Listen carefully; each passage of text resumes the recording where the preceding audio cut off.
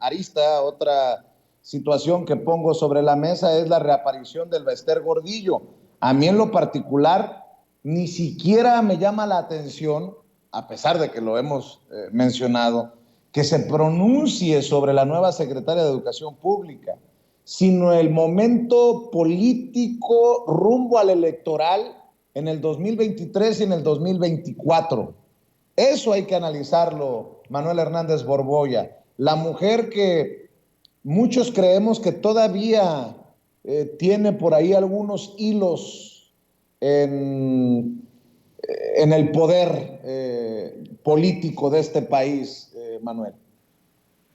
Sí, digo, desde luego que todavía debe tener algunos cotos de poder, pero está muy debilitada. Recordemos que su partido de las redes sociales progresistas, pues no prosperó, no alcanzó ni siquiera el registro en las pasadas elecciones intermedias, ¿no? Entonces, eso te habla de la debilidad política del Bester Gordillo, que ya pasó su momento, sus momentos de gloria, que los alcanzó precisamente con Felipe Calderón, cuando era realmente la que manejaba los hilos de la Secretaría de Educación Pública, de la Lotería Nacional, del ISSSTE, poniendo y quitando políticos a su antojo para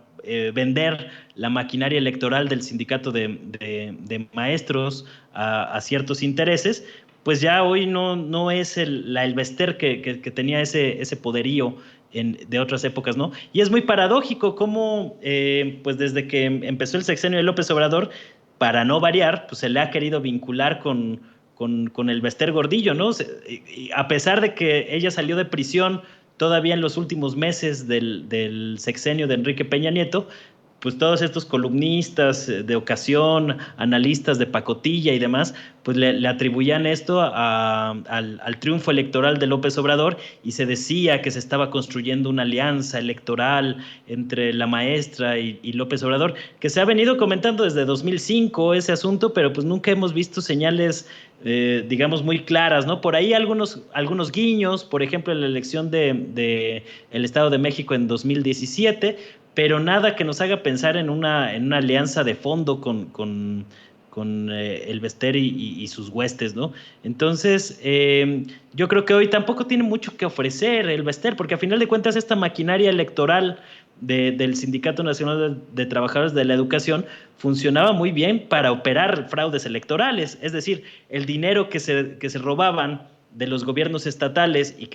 o del gobierno federal y que lo invertían a las elecciones, pues la maquinaria del Sindicato Nacional de Trabajadores de la Educación pues permitía tener gente cuidando las casillas u operativizando el fraude en todos estos puntos, ¿no? Hoy las circunstancias han cambiado y a pesar de que no estamos exentos de fraudes electorales hoy en México, sobre todo con las instituciones electorales que tenemos, sí está más difícil poder operar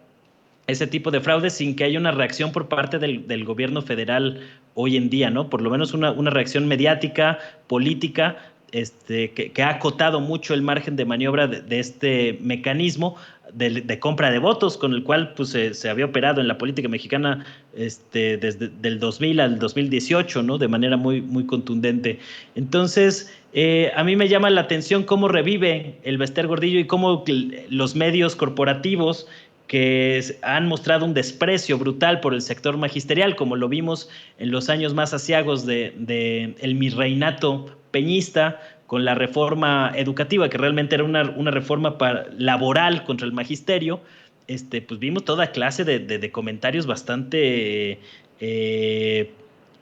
yo diría, hasta insultos en contra del sector magisterial, y ahora con este cambio en la Secretaría de Educación Pública, pues revivieron muchos de esos temas, ¿no? O sea, se ha cuestionado mucho desde los comentaristas de la derecha y de la oligarquía neoliberal, el hecho de que Leticia Ramírez, a pesar de ser profesora y a pesar de tener una trayectoria como funcionaria pública, según ellos no está capacitada para ocupar el cargo, y ese tipo de cuestionamientos pues yo no los recuerdo ni con Josefina Vázquez Mota, cuando realmente era el Bester Gordillo la que controlaba a la Secretaría de Educación Pública, ni con Alonso Lujambio, que no tenía ningún conocimiento en el sector educativo, ni tampoco con personajes como